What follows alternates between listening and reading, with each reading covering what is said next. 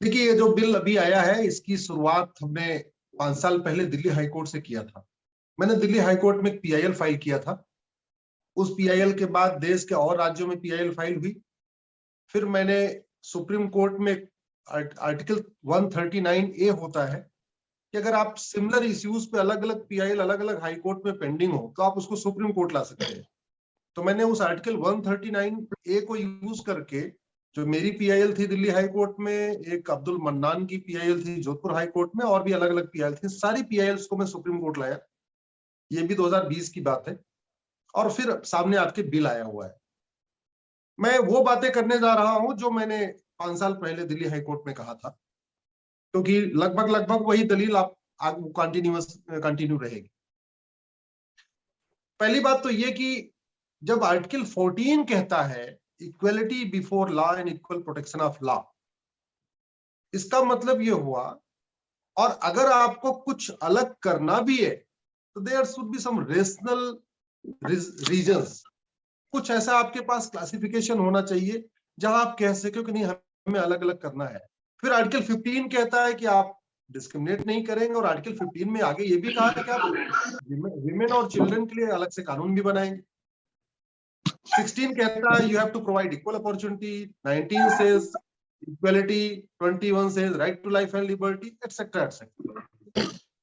WHO 7 साल पहले 2015 में WHO ने कहा था कि ये जो शादी विवाह की एज अलग अलग है इसको यूनिफॉर्म भी करना चाहिए। और WHO की जो एक बड़ी फाइंडिंग ये थी कि आज की डेट में 20 साल के पहले प्रेगनेंसी ये केवल मां के लिए नहीं अच्छा है, बल्कि मां के लिए तो गड़बड़ है ही है, बच्चे के लिए भी ठीक नहीं है। और उन्होंने करीब 18-20 बीमारियां बताई थी कि अगर 20 साल की पहले प्रेगनेंसी हो रही है और बच्चा हो रहा है तो ये बीमारियां होंगी, उसमें खून की कमी होगी, मालन्यूट्रिशन भी होगा, एनीमिया भी होगा, ऐसे ऐसे करके उन्होंने करीब 20 बीमारियां बताई थी। ये 2015 की बात है। दूसरा, फिर मैंने वर्ल्ड वाइड जब इसको रिसर्च किया तो पता चला 125 कंट्रीज में, दुनिया के 125 देशों में शादी विवाह की उम्र समान है।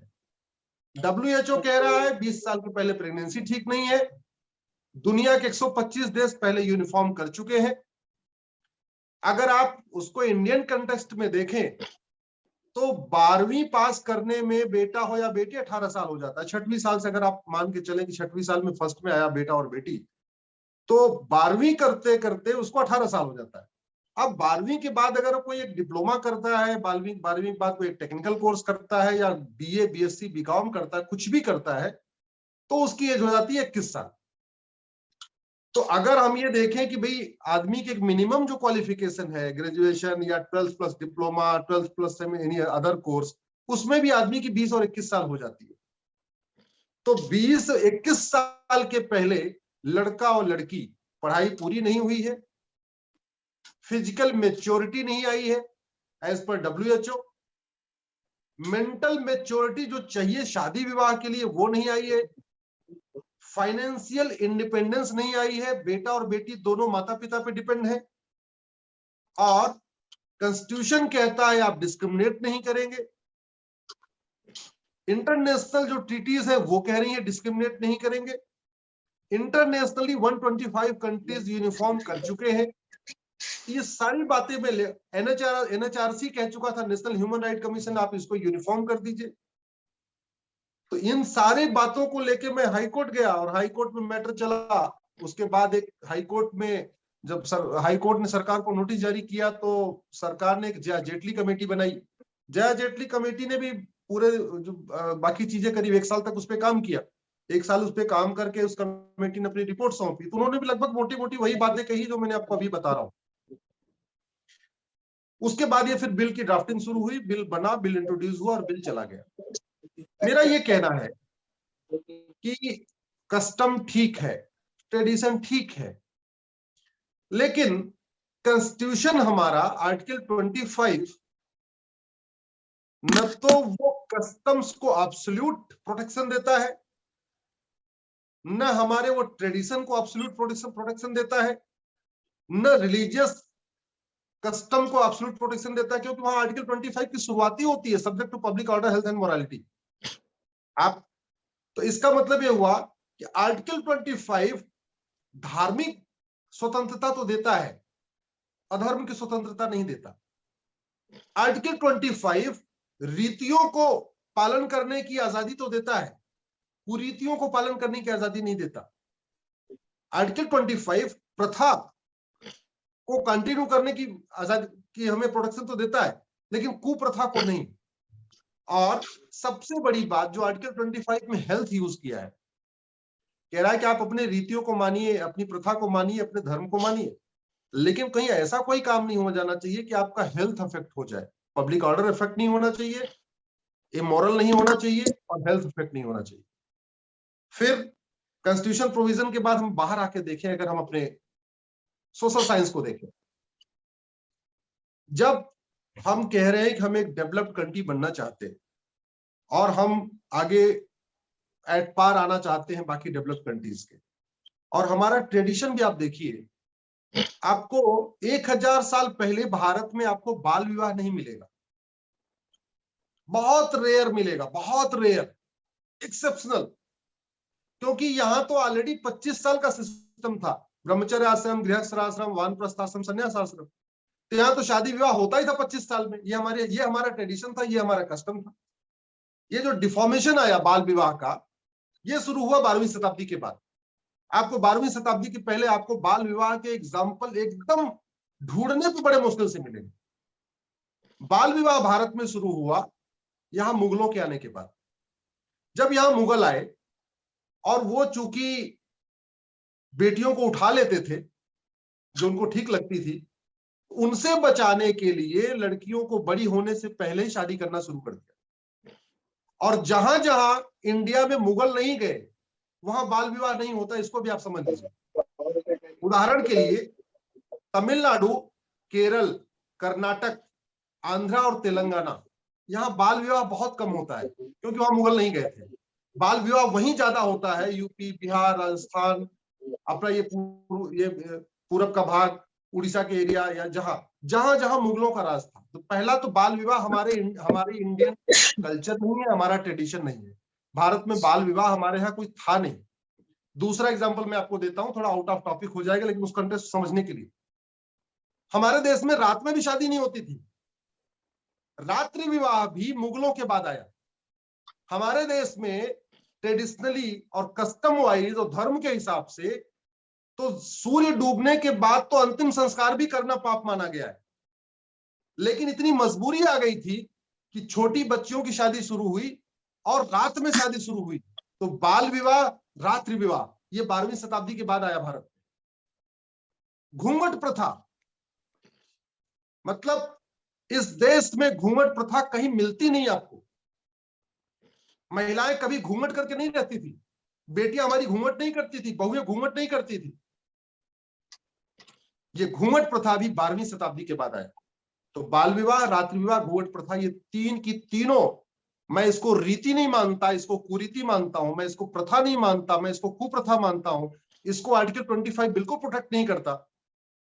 अब अगर उस दिशा में हम आगे बढ़ रहे हैं तो मुझे लगता है इसका स्वागत करना चाहिए। और दूसरा एग्जाम्पल आपको बताया, शिवाजी महाराज ने मुगलों को महाराष्ट्र के बॉर्डर पर रोक दिया था, मुगल साउथ इंडिया नहीं पहुंच पाए, तमिलनाडु, केरल, आंध्रा, तेलंगाना उनके कब्जे में नहीं आया, इसलिए साउथ के उन 4 राज्यों में न बाल विवाह है, न रात्रि विवाह है, न घूंघट प्रथा है। वहां घूंघट प्रथा बिल्कुल नहीं है, विवाह वहां दिन में होता है। हमारे यहाँ रात को शादी होती है, वहां दिन में शादी होती है, और वहां बाल विवाह भी नहीं होता। और जहां तक एक हम बात करते हैं आत्मनिर्भरता की, हम बात करते हैं एक सर्वांगीण विकास की, कंप्लीट डेवलपमेंट की बात करते हैं, हम कॉम्प्रिहेंसिव डेवलपमेंट की बात करते हैं, ओवरऑल डेवलपमेंट की बात करते हैं। वो डेवलपमेंट कैसे आएगा जब हमारी 50% पॉपुलेशन, यानी हमारी बेटियां, हमारी बहनें, महिलाएं, अगर इनकी पढ़ाई पूरी नहीं होगी, अगर इनकी तबीयत ठीक नहीं रहेगी, अगर ये स्वस्थ नहीं होंगी, तो एक पहिए पे गाड़ी कितने दिन तक चलती रहेगी। अगर हम ये शादी विवाह की उम्र बढ़ाएंगे तो बहुत स्वाभाविक सी बात है, हमारी बहन बेटियां भी पढ़ेंगी, कम से कम और कुछ नहीं, 12वीं के बाद कुछ डिप्लोमा ही कर लेंगी, कुछ कोर्स कर लेंगी। दूसरा, जो जल्दी शादी के बाद, जल्दी बच्चे होने के बाद अलग अलग तरीके की बीमारियां आ रही हैं, वो बीमारी नहीं आएगी। तीसरी बात, जो एनएचआरसी का डाटा कहता है, डोमेस्टिक वायलेंस के सबसे ज्यादा केसेस वहां पे आते हैं जहां पे ये एजुकेशन कम है, और दूसरा ये जल्दी यहां शादी हो जाती है। क्योंकि जल्दी शादी के बाद 12-14 साल शादी के बाद, 13 साल में शादी या 15 साल में शादी के बाद उस बेटी को कुछ पता ही नहीं होता, दुनिया के बारे में पता नहीं होता, देश के बारे में पता नहीं होता, उसको अपनी ड्यूटीज नहीं पता होती, एज ए ह्यूमन बीइंग उसको क्या क्या करना है, क्या कर सकती है उसको नहीं पता, फैमिली को डेवलपमेंट कैसे डेवलप कर सकते वो नहीं पता, बच्चे को कैसे पालना वो नहीं पता, बच्चे का कैसे डेवलपमेंट करना उसको ये नहीं पता। वो जस्ट एक घर में कैद होके खाना बनाने वाली एक घर की गृहिणी बन के और केवल घर के अंदर वो कैद हो जाती है, कुछ नहीं पता उसको देश दुनिया के बारे में। शादी विवाह की उम्र जब 21 साल होगी तो मुझे लगता है सारे परिवार, नॉर्थ से लेके साउथ, ईस्ट से लेके वेस्ट, ब्राह्मण क्षत्रिय वैश्य शूद्र, हिंदू मुसलमान, सभी परिवारों का डेवलपमेंट होगा। और सबसे महत्वपूर्ण बात कि जब हम कॉन्स्टिट्यूशन की बात कर रहे हैं, चूंकि आज आपने लेक्चर रखा हुआ है कॉन्स्टिट्यूशन का, हम कॉन्स्टिट्यूशनल अगर बात कर रहे हैं, एक बार हम मेडिकल साइड को छोड़ दें, सोशल साइंस को छोड़ दें, बाकी चीजों को छोड़ दें, तो ये पूरी तरीके से हमारे आर्टिकल 14, 15 और 21 का वायलेशन है। अलग अलग शादी विवाह करना, शादी विवाह की उम्र अलग अलग रखना, ये बिल्कुल वायलेशन है। ये कुछ लोग लॉजिक देते हैं कि नहीं नहीं हमारे यहाँ कस्टम चल रहे हैं, पुराने कस्टम चल रहे हैं, वो कैसे, तो स्वाभाविक सी बात है, पहले लोगों को रेड लाइट पर रुकना ये नहीं पता था, पहले सड़क पर रेड लाइट होती नहीं थी। आप याद करिए 30-40 साल पहले सड़कों पर रेड लाइट बहुत कम होती थी, तो पहले रेड लाइट लगाई गई, फिर भी लोग रेड लाइट पर रुकना कम हुए, नहीं रुकते थे, तो फिर कानून बनाया गया, रेड लाइट पर रुको, नहीं रुकोगे तो 5,000 पेनल्टी। फिर और थोड़ा उसको चेक बढ़ाया गया कि चौराहे के ऊपर सीसीटीवी भी लगा दिया गया कि पुलिस रहे चाहे ना रहे, आप वैसे भी गुजरोगे तो आपके गाड़ी का नंबर प्लेट सामने आ जाएगा। तो इसलिए ये बहुत बड़ा इवोल्यूशन होने जा रहा है, ये बहुत बड़ा रिवोल्यूशन होने जा रहा है। शादी विवाह के जब उम्र बराबर हो जाएगी, शुरू में इसको हम ये नहीं कह सकते 100% सफल होगा, शुरू में हम ये नहीं कह सकते कि 100% इसको लोग फॉलो कर लेंगे, नहीं ऐसे नहीं होगा। और वैसे भी मर्डर का कानून है, फिर भी मर्डर होते हैं, 100% तो नहीं फॉलो हो रहा है। और भी जितने कानून है उनके वायलेशन तो होते हैं, ट्रैफिक लॉ का वायलेशन होता है, सिविल लॉ का वायलेशन होता है, ह्यूमन राइट लॉ का वायलेशन होता है, सारे लॉज के वायलेशन होते हैं। तो कानून बनाते ही पूरे देश में सबकी शादी की 21 साल हो जाएगी, सब उसको फॉलो करना शुरू कर देंगे, ऐसा नहीं होगा। लेकिन हाँ, हम कह रहे हैं कि अगर इनिशियल स्टेज में अगर 50% भी फॉलो हो गया, कहने का मतलब जिस गांव में साल में 10 शादी होती थी और 10 की 10 शादी वो बाल विवाह होती थी, वहां 10 के 10 विवाह अगर वो छोटे में कर रहे थे, उसमें से अगर 5 ने भी अपने बेटी को पढ़ाया और पढ़ाने के बाद उसको शादी किया, तो अगली बार 10 साल के बाद उस देश में उसका 100% कंप्लायंस हो जाएगा। क्योंकि कोई भी माता पिता ये नहीं चाहता कि उसकी बेटी जल्दी शादी हो जाए। हाँ, कुछ कंडीशंस ऐसी होती हैं, कुछ ट्रेडिशन ऐसे होते हैं। एक बड़ा अच्छा आपने एग्जांपल दिया स्कूल की, तो स्वाभाविक सी बात है ये ऐसे ये कानून सफल भी नहीं हो पाएगा, सरकार को इंफ्रास्ट्रक्चर तो खड़ा करना पड़ेगा। आपको कम से कम हर 5 किलोमीटर के एरिया में आपको एक कॉलेज तो देना पड़ेगा, और लगभग कॉलेज हो भी चुके हैं, नया कॉलेज नहीं भी खुल रहा है। तो जो प्राइमरी स्कूल थे वो जूनियर तक पहुंचा दिए गए हैं, 8वीं तक कर दिए गए, जो 5वीं थे 8वीं हो गए, जो 8वीं तक के स्कूल थे उनको डेवलप करके 12वीं तक कर दिया गया। ये हुआ है, पूरे देश में हुआ है। उड़ीसा में भी ये इसको अडॉप्ट किया गया। उड़ीसा में भी प्राइमरी के जो स्कूल थे उनको जूनियर बनाया गया, जूनियर के बहुत सारे स्कूल को उन्होंने सेकेंडरी और हाई सेकेंडरी किया गया। तो ये इंफ्रास्ट्रक्चर तो हमें करना पड़ेगा, इसके लिए सरकार को कुछ इन्वेस्टमेंट करना पड़ेगा, सरकार को एक पूरा माहौल तैयार करना पड़ेगा। और इस पूरे सफल बनाने के लिए आपको डिबेट, जैसे आज आपने डिबेट रखी है, मुझे लगता है इसके ऊपर हर कॉलेज, हर यूनिवर्सिटी, सरकारी प्राइवेट, हर जगह इसको डिबेट रखना पड़ेगा, हर जगह इसकी चर्चा करनी पड़ेगी। जितना डिबेट होगा, जितना इस पे राइटअप आएंगे, जितने इस पे आर्टिकल्स आएंगे, और जितना इस पे खास तौर पे वो जो ग्राम सभा की बैठक होती, वहां जब चर्चा होगी, जब मोहल्ले की बैठक में चर्चा होगी, जब ग्राम प्रधान इसकी चर्चा करेंगे, पार्षद इसकी चर्चा करेंगे, जो मुखिया सरपंच इसकी चर्चा करेंगे, तो और भी इफेक्टिव आएगा। मुझे पूरा भरोसा है कि सरकार जब कानून लेके आई रही है तो इसकी भी चिंता कर रही होगी, ये उनके दिमाग में होगा, इसका पूरा रोड मैप होगा कि आगे और क्या क्या करना है। लेकिन मेरी समझ से एक लैंडमार्क स्टेप है, ये आएगा, हमारा सोशल रिवोल्यूशन होगा, सोशल इवोल्यूशन भी होगा, और एक नया समाज बनेगा, एक जिस नए भारत की हम, जो हमारा एक प्राचीन हमारी परंपरा रही है कि भारत में कभी बाल विवाह नहीं था, न कभी यहाँ घूंघट प्रथा थी, न कभी रात्रि विवाह था, शायद वो धीरे धीरे फिर से हम उसकी तरफ आगे बढ़ जाएंगे। बहुत बहुत धन्यवाद। Thank you, sir. Thank you for the wonderful brief on this, how this bill and the idea of increasing the age, how it has come, and also the history, how this Bal Vivah and also the other customs have been raised. Very wonderfully explained. If we look into the criticism, as I told you in the beginning, told all of you in the beginning, one of the criticism was how to, like, why to restrict the free choice of the girl. If the girl attained 18 years of age, she can enter into contract, she can vote, she can have all the kind of legal personality, she can do many legal things. So with regards to marriage, why to stop her and why to restrict her choice? And is it not violation of Article 14 and 21, right to marriage?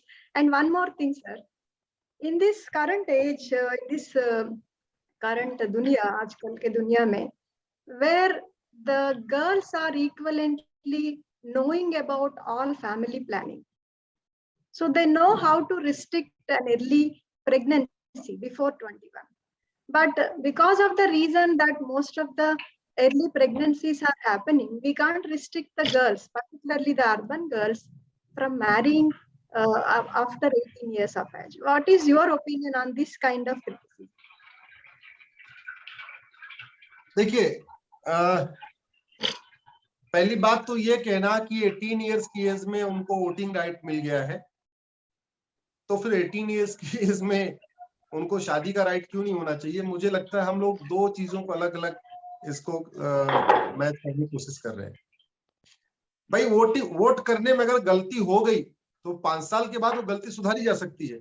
चलो हमने 18 साल की as में vote दिया और हमें लगा कि यार ये कैंडिडेट ठीक है, लेकिन बाद में एहसास हुआ नहीं हमने गलत वोट दे दिया था, तो 5 साल के बाद हम उस कैंडिडेट को वोट नहीं देंगे, किसी और को वोट दे देंगे। शादी विवाह के बाद तो ये संभव नहीं है।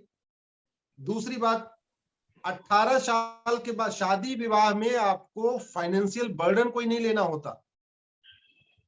वोटिंग के समय फिजिकल मैच्योरिटी इंपॉर्टेंट नहीं है, मेंटल मैच्योरिटी इंपॉर्टेंट नहीं है, फाइनेंशियल बर्डन इंपॉर्टेंट नहीं है, आपको पूरा परिवार की जिम्मेदारी नहीं उठानी पड़ती, सिंपल वोट देना होता है। शादी विवाह में जब आप जाते हैं तो केवल आप एक लड़के से शादी नहीं करते, एक व्यक्ति से शादी नहीं करते, या एक लड़का एक लड़की से शादी नहीं करता, दो परिवार जुड़ते हैं। खासतौर पे लड़का तो अपने घर में होता है, लड़की को दूसरे घर में अपना घर भी छोड़ना होता है। 18 साल की एज में अपना घर छोड़ना और 2 साल 20 साल और 21 साल में अपना घर छोड़ना, मुझे लगता है उसमें मेच्योरिटी बढ़ चुकी होगी।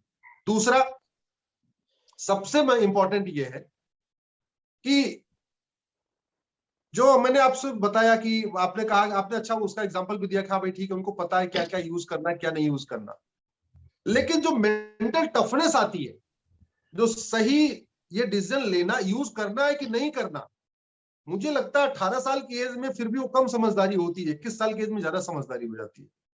और दूसरा सबसे बड़ी बात मैं आपको बताऊं, अगर आप इतिहास उठा के देखें, हम लोग आज जिस डेवलपमेंट की बात कर रहे हैं कि आज की डेट में हमारी लड़कियां बहुत डेवलप हो गई हैं, वास्तव में पहले ज्यादा फ्री चॉइस थी और पहले ज्यादा इंडिपेंडेंस थी।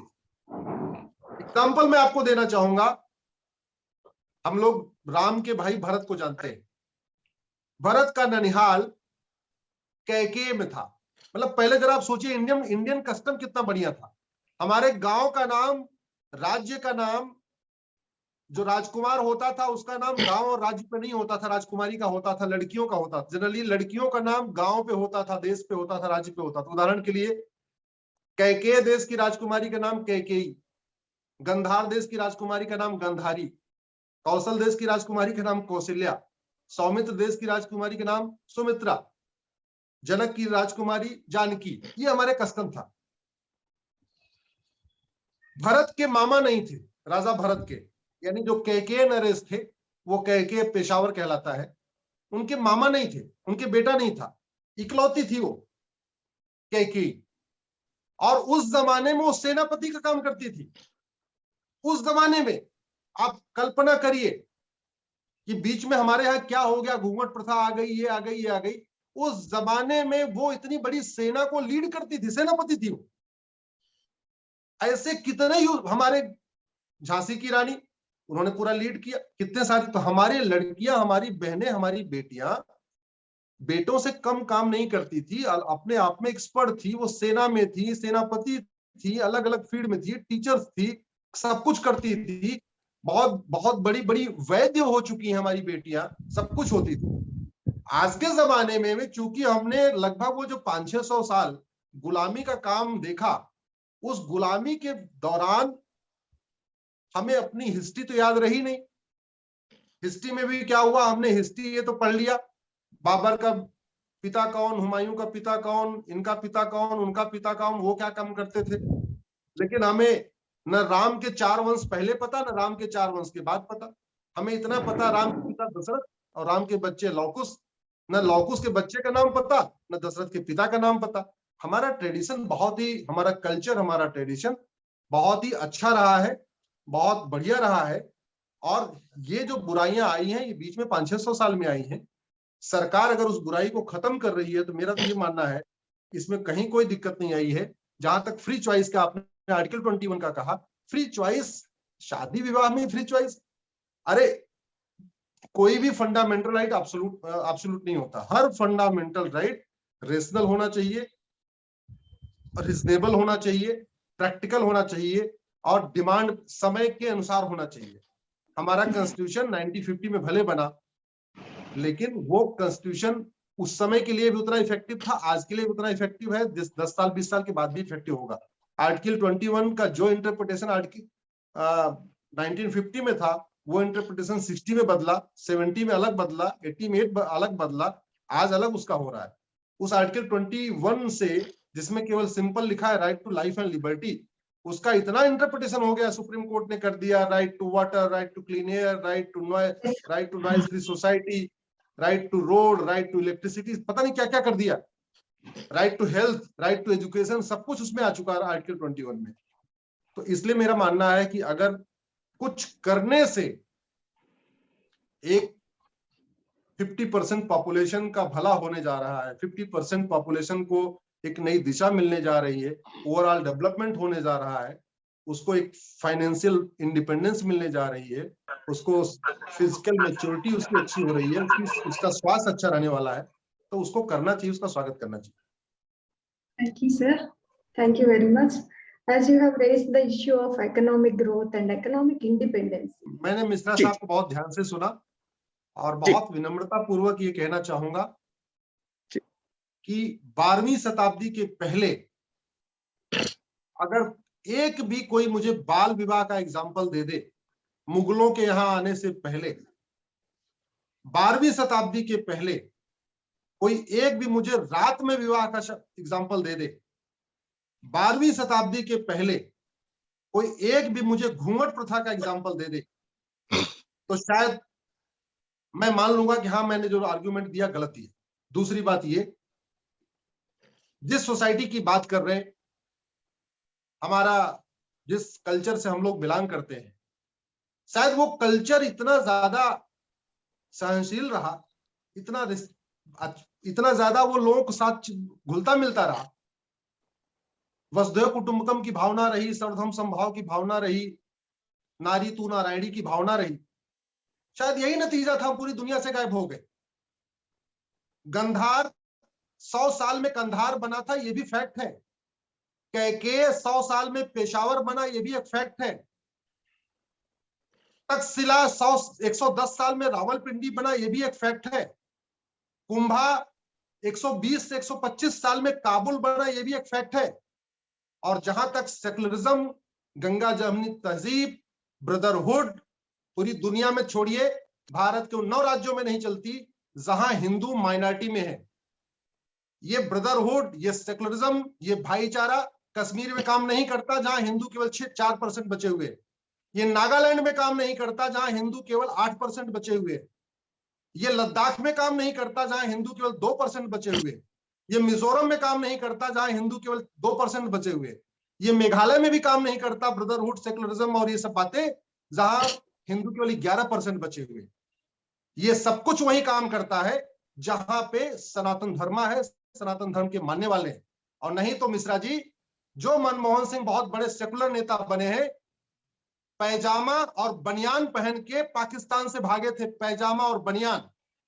जो राम जेठमलानी अपने आप को बहुत सेकुलर कहते थे, अंडरवियर पहन के भागे थे केवल 10 रुपए की नोट लेके। मैंने उनके अंडर में प्रैक्टिस शुरू किया था। मैंने एक दिन पूछा, हमने कहा सर कब पता चला आपको भागना पड़ेगा?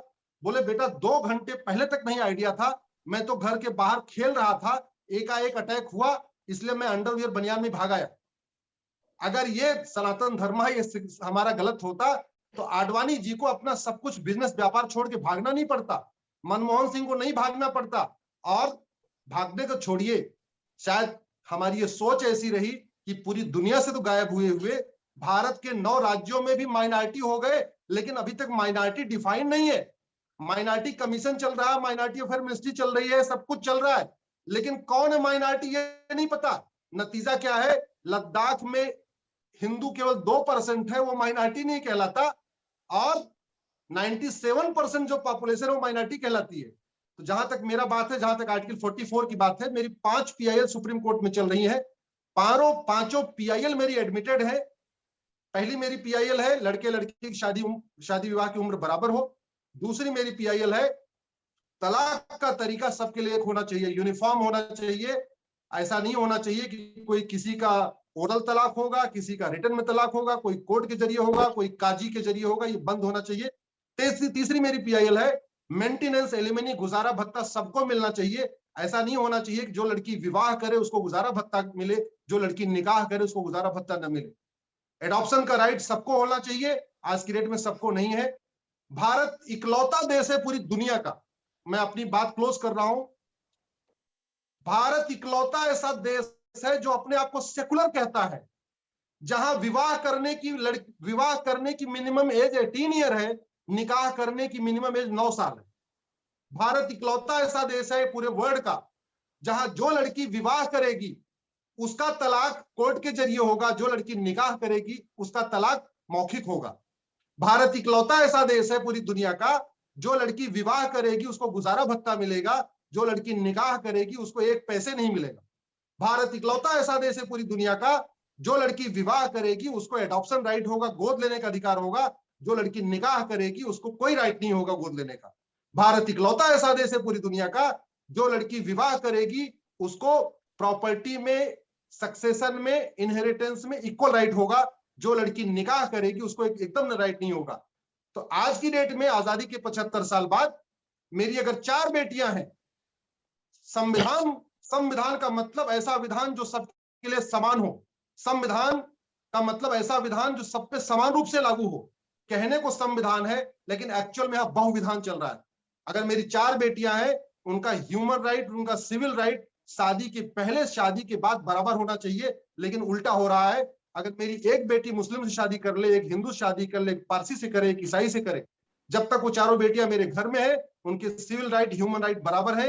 अगर वो जिस दिन उनकी शादी हो जाएगी, उनका मैरिज हो जाएगी, जिस दिन उनका निकाह हो जाएगा, उन चारों के राइट बदल जाएंगे। ये तो ऐसे देशों में होता है जो देश पर्टिकुलर किसी बुक पे चलते हैं, किसी रिलीजन, किसी बाइबल कुरान से चलते हैं। जो देश संविधान से चलता है, जिस देश में आर्टिकल 14 हो, उस देश में ये अगर लागू होना, मुझे लगता है हम सबके लिए ये बहुत शर्म की बात है कि कहने को हम 75वीं वर्षगांठ मना रहे हैं, लेकिन वोट बैंक के कारण, तुष्टीकरण के कारण और इंटेलेक्चुअल टेररिज्म के कारण हमने इसको लागू नहीं होने दिया। यही बात कह के मैं अपनी बात खत्म करता हूं। मुझे 12 बजे टीवी चैनल पर दोबारा बैठना है। धन्यवाद, आभार।